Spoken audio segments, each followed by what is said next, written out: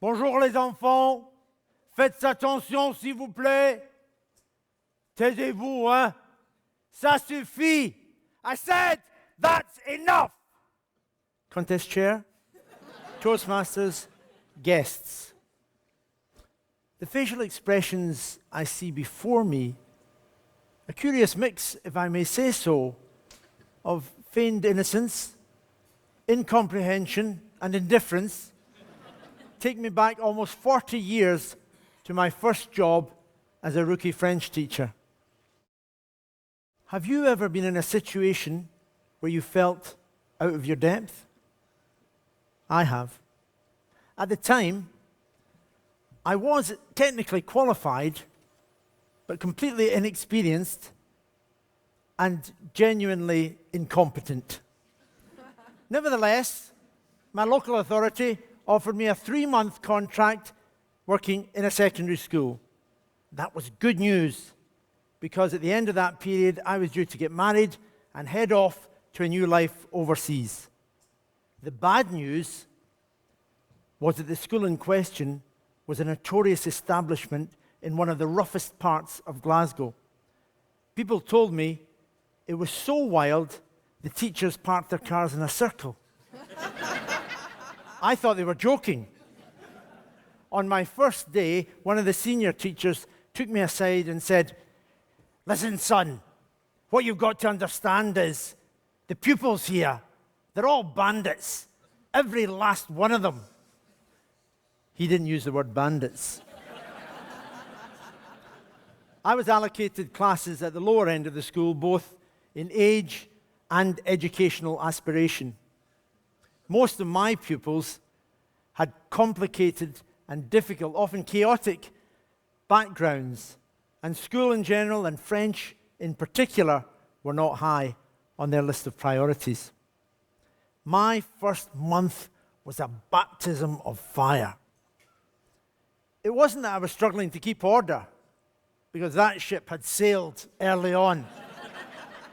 I was just trying to keep chaos from descending into outright mayhem. I tried various disciplinary systems with, well, let's say limited success.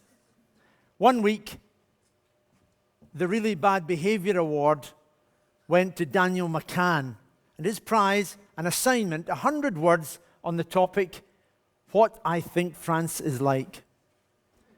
But when he handed the work in, the result was not what I'd intended. What I think France is like. What I think France is like. What I think... And it gets worse.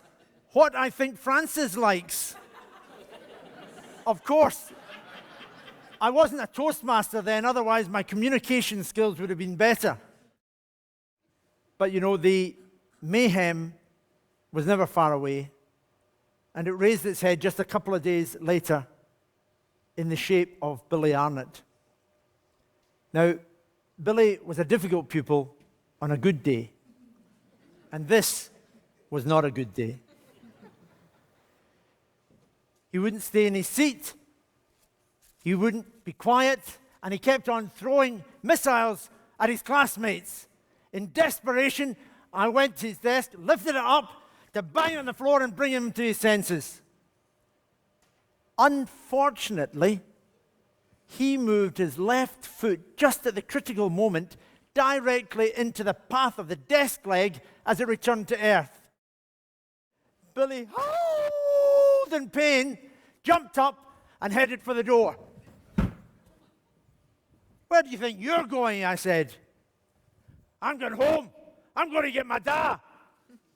I didn't like the sound of that. Billy's family had a fearsome reputation.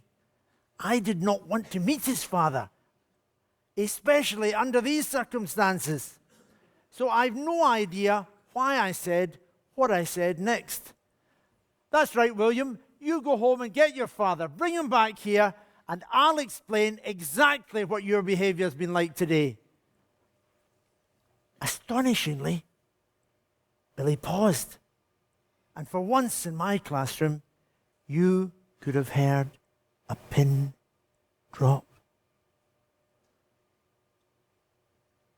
After what seemed like an eternity, Billy limped back to his desk, and I breathed a massive sigh of relief.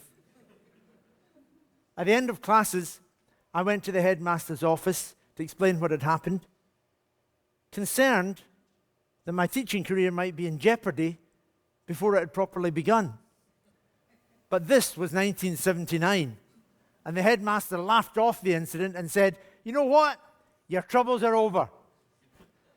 Well, it wasn't quite as simple as that. But somehow, things did start to get better. I was still out of my depth, but at least some of the time, swimming rather than floundering. And just occasionally, we got to do some French. The week I was due to finish, a number of my pupils, boys and girls, asked to see me at the end of the school day. I was curious, pretty sure that they wouldn't be asking for homework. But the reality was even more unexpected. Wedding presents. The bandits brought me wedding presents. Some bought with money that they couldn't afford. Others with their own hands. And cards wishing me well for my future. I was flabbergasted and moved. And even now, across 40 years, the emotion of that moment comes back to me. That's the power of an act of kindness. So here's the thing. I don't know that I gave anything to those young people. But the lesson they gave me, that's the gift. Madame le Président du concours.